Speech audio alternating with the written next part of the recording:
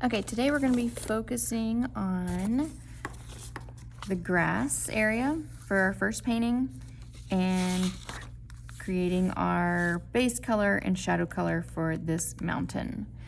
We did not get super far today, but this is where we finished yesterday, and then this is kind of how far we got in the other classes. So developing that grass area and then applying color and shadow to our mountain. So we're going to start by looking and seeing what color is this far back hill. And in class we talked about colors from the color wheel, and so we called this yellow green, or like a lime green color. So that's what we want to make first. So using a drop of clean water, we want to start with our yellow. And this is using your big brush. So your size 10 round brush from yesterday.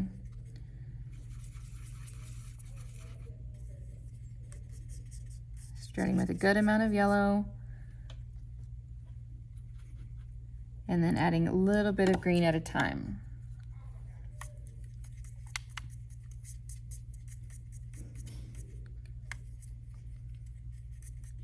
And then we're going to paint that dry. So we want to keep the water on our, whatever water was already on our brush, picking up our paint color, and then painting in our grass area all the way to the sky, all the way to our pencil line. If your paint is very see-through, very muted like this, then you don't have enough paint.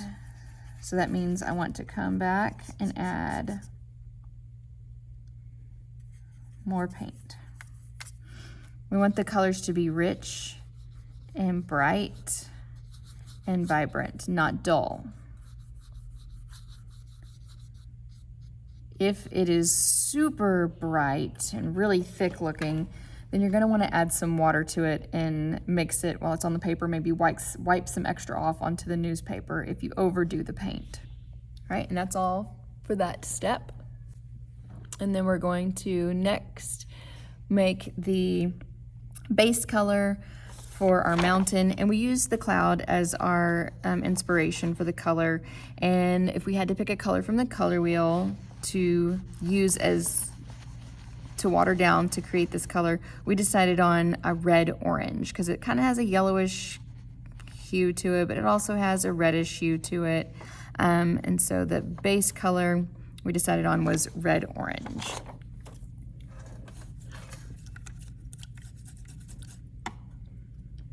So using a drop of water. We started with orange.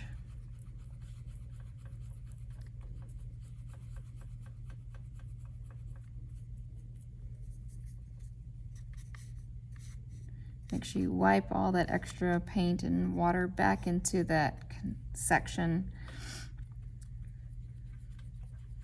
Gonna add a little bit of red to that.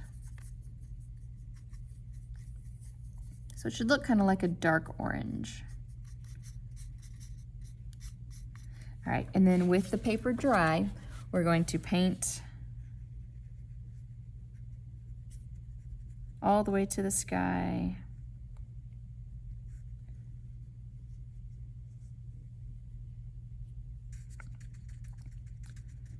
And then I'm gonna go back and dab a little bit. This is what I call kind of like swishing my brush, so kind of quick little side-to-side marks, a little bit of dabbing. I want to be able to see that texture, so you don't want to have too much water here.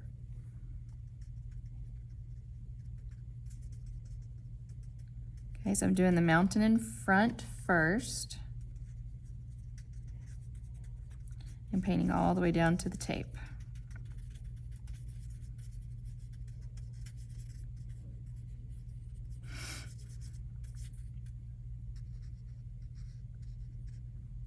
Okay, and then I'm gonna get a little bit of water, go to the next mountain.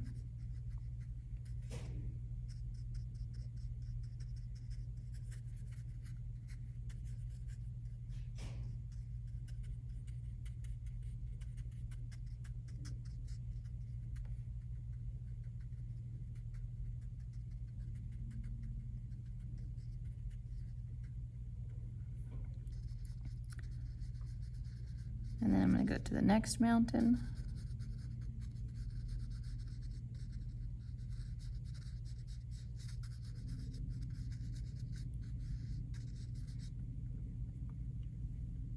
I'm gonna come back with a little bit more orange, or the red orange for this one, to show how it's in front of the one in the back.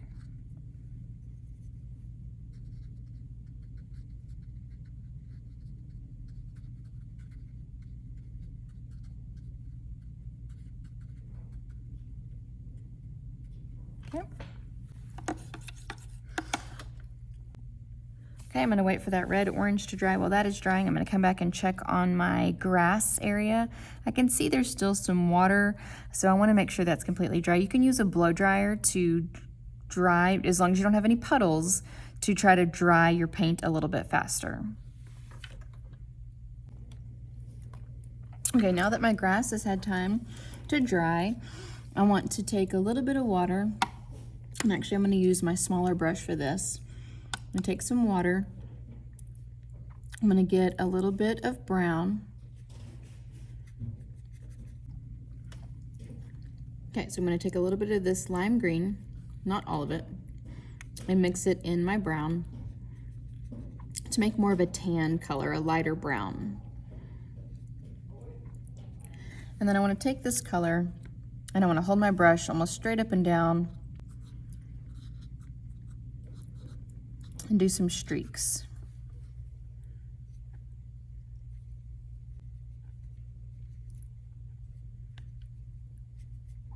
Okay, make a little bit more. Some of those were a little bit too watery, so I wanted it to be a little bit darker. Okay, I'm gonna let that dry for a few seconds, before I do anything with it.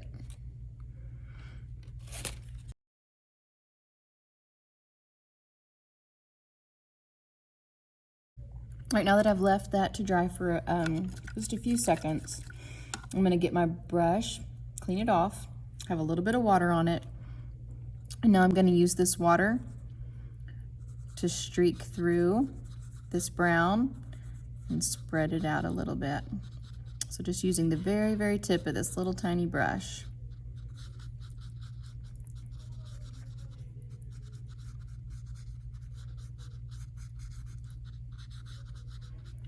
You can also do a brush lift here. So if you want to lift out some of this darkness, have some areas that are lighter.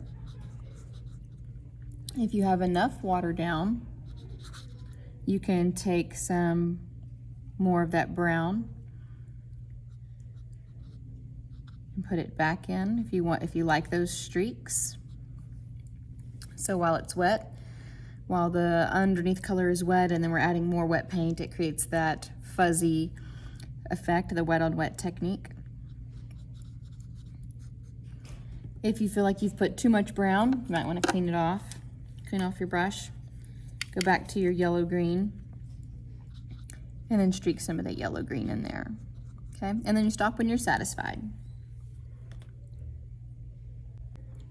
Okay, while I let the background grass dry, I'm gonna go on and work on making my shadow color for the mountain.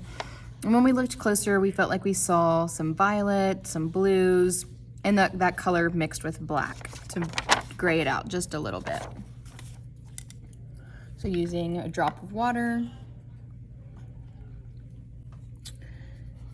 similar to the color we made yesterday. We made the navy color yesterday for the shadow of the cloud, very similar with the blue and the black, but we're gonna add violet today as well.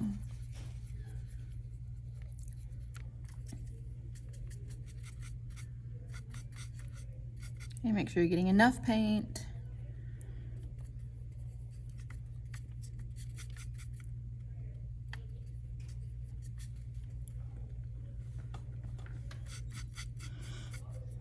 And then a little bit of black.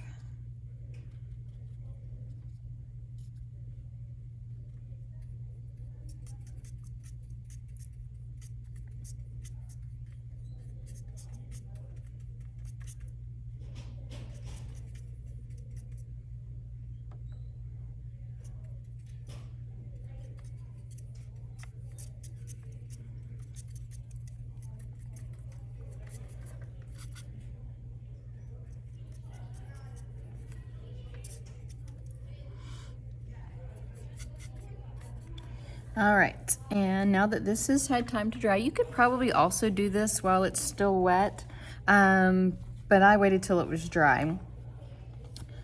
There's several different ways you could create this effect. So what I'm doing, I am basically making up where my shadows are. I did have a little practice painting.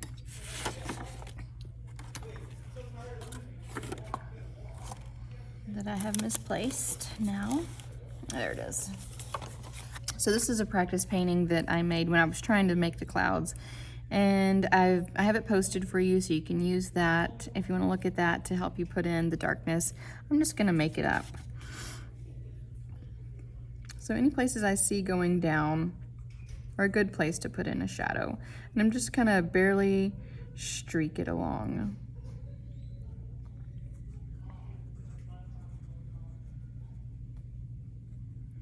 So basically everywhere I see light values is where I'm putting the shadow right now.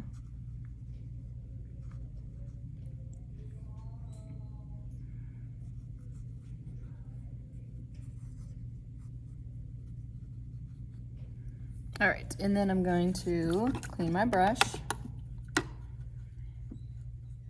with the water on the brush. I'm going to fuzz out one side of that shadow and blend it away.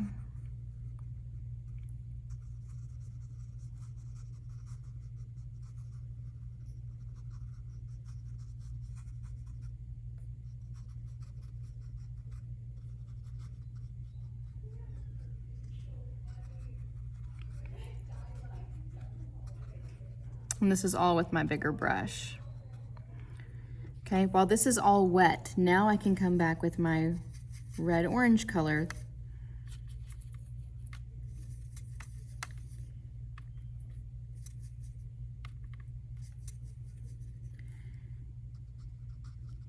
And dab in some red-orange.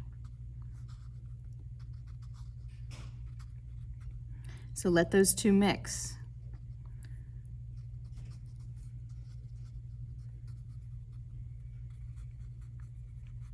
Okay, I can also use the red orange to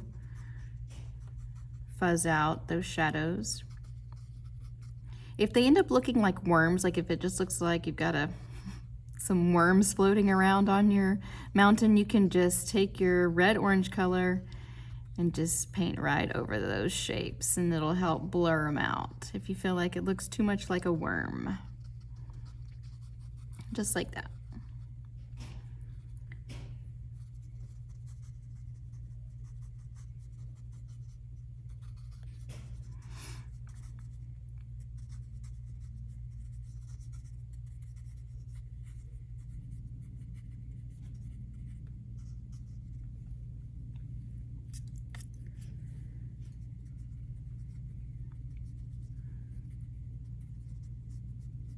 You can go back in with your shadow color. If you're satisfied with the way it looks, leave it alone.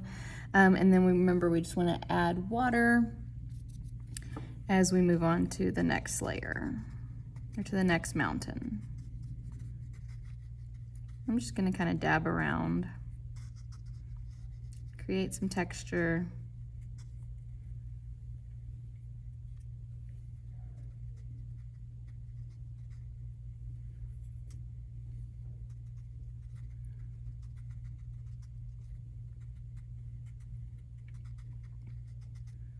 Nothing too distracting on those further away mountains.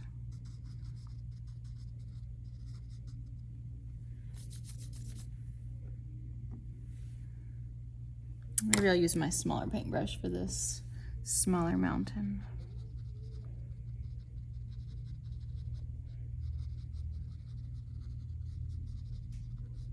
So we do want to be careful that these two mountains don't touch, because then they'll run into each other. The colors will bleed into each other.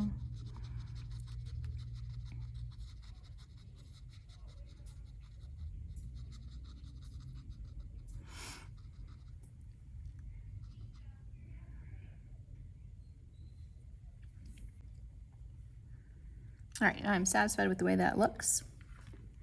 Last thing I want to do is come back to my painting up top, and I want to focus on the green grass area of this little section of hill here in the front. And I'm just going to use my smaller brush, a little bit of water on it, pick up some of my green straight from the container, and I just want to kind of streak this on this lower hill, or yeah.